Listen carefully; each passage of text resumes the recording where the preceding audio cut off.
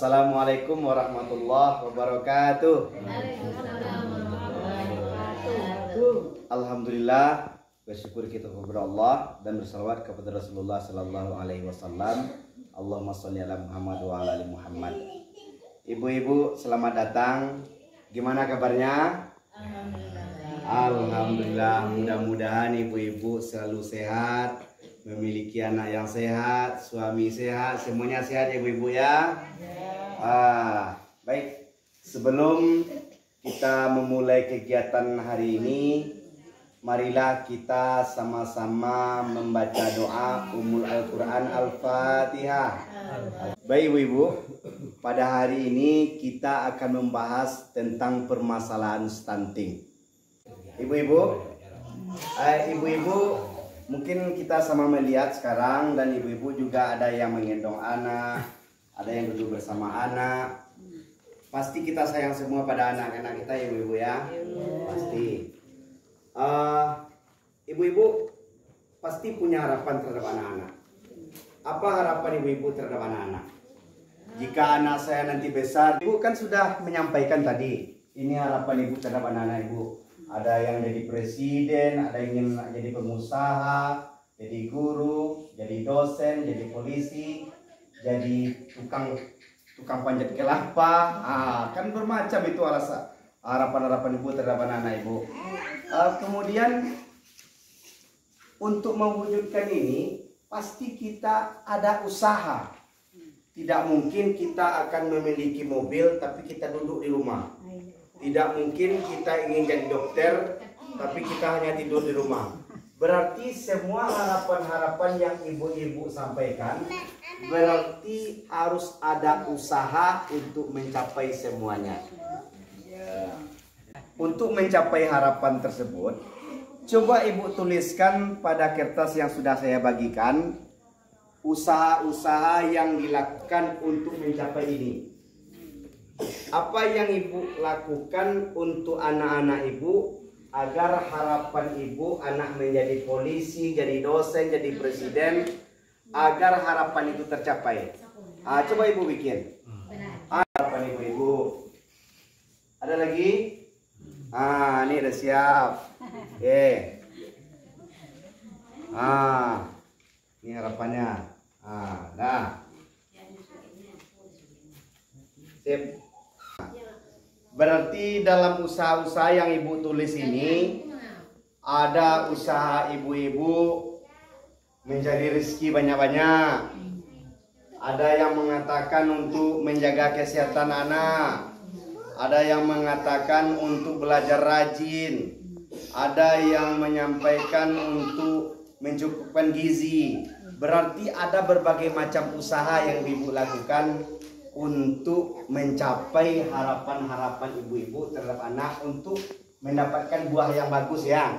Kalau kita ingin mendapatkan buah pohon yang bagus, pasti dipupuk, pasti dikasih air, disiram, dijaga segala macamnya.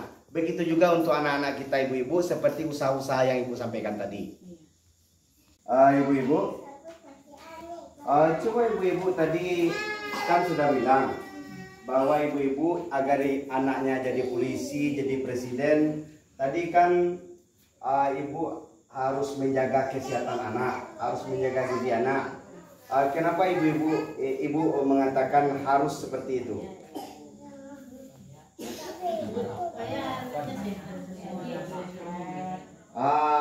Oke. Terima kasih ibu, luar biasa Ibu Santi ya, yang telah menjelaskan. Tepuk tangan untuk Bu Santi, ibu. Alhamdulillah. Baik, harapan ibu-ibu tadi itu di sini. Harapan itu sama dengan buah ya. Kemudian usaha yang dilakukan itu adalah akar. Jadi pupuk, siraman masuk dari akar naik ke atas hingga menjadi buah. Kalau pupuk bagus pasti buah bagus. Sama dengan ini, apabila usaha bagus, usaha kita bagus, buahnya pasti akan bagus. Dan harapan-harapan ibu insya Allah nanti akan tercapai. Seperti itu ya ibu ya. Stunting. Stunting itu adalah kondisi di mana tinggi badan anak tidak sesuai dengan usianya. Kita contohkan seperti ini. Anak yang berusia 1 tahun misalnya, harusnya tingginya segini, ya. Tetapi dengan perkembangan anak, cuman tingginya segini. Berarti pertumbuhan anak tidak sesuai dengan usianya. Usia anak sudah 2 tahun, tetapi tingginya masih 50 cm misalnya. Jadi ini adalah perlu kita perhatikan bahwa stunting itu adalah hal yang sangat harus kita hindarkan terhadap anak-anak kita. Untuk pencegahan stunting ini, salah satu kita memperhatikan 1000 hari pertama kelahiran anak. Sekitar usia 1 tahun sampai usia 6 tahun. Itu adalah periode emas terhadap pertumbuhan anak. Ibu-ibu tahu penyebab stunting tersebut? Ini saya beritahu, stunting itu ada penyebabnya, penyebab langsung dan ada penyebabnya yang tidak langsung. Kalau penyebab langsung seperti kurang gizi, penyakit yang berulang seperti diare, ispa, infeksi saluran pernapasan, cacingan. Yang langsung ini maksudnya yang terdapat pada diri anak. Nah, ada penyebabnya yang tidak langsung seperti kurangnya pemberian stimulasi terhadap anak, stimulasi ketika sedang hamil, anak diberi stimulasi, mengusap-usapnya, berbicara dengan anak, memberikan musik. Kemudian ada kebersihan diri yang kurang, itu penyebab stunting. Kemudian lingkungan yang buruk atau yang tidak bersih, itu adalah penyebab stunting. Dan itu perlu kita perhatikan agar anak kita tidak menjadi stunting. Stunting ini berdampak sangat fatal terhadap perkembangan dan pertumbuhan anak. Dampak stunting ini akan menyebabkan anak gagal tumbuh. Gagal tumbuh artinya pertumbuhannya itu tidak maksimal, tidak optimal. Kemudian gagal kembang, perkembangan anak tidak bagus. Hingga harusnya perkembangan saraf sensorik dan saraf motorik anak berkembang dengan baik. Karena stunting ini perkembangannya tersebut tidak jadi optimal. Kemudian gagal metabolisme. Gagal metabolisme ini adalah kelainan medis yang mempengaruhi produksi sel tubuh anak, hingga sel-sel yang harusnya berkembang dan tumbuh dengan baik dalam tubuh anak itu tidak berkembang akhirnya karena penyebabnya stunting tersebut. Apakah ibu-ibu sepakat dan bersedia untuk mencegah stunting agar terjadi pada anak? Bersedia. Nah, dari sinilah kita harus mengetahui ibu-ibu bahwa apabila anak kita telah stunting, maka ada upaya-upaya yang perlu kita lakukan, seperti selalu memberikan stimulasi.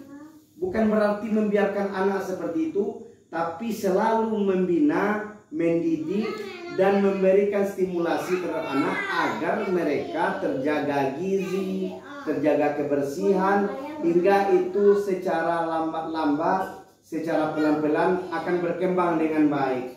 Kemudian perlu adanya dukungan antara ibu dengan suami, antara anggota keluarga lain, antara anggota masyarakat, saling mendukung untuk mencegah agar anak tidak stunting.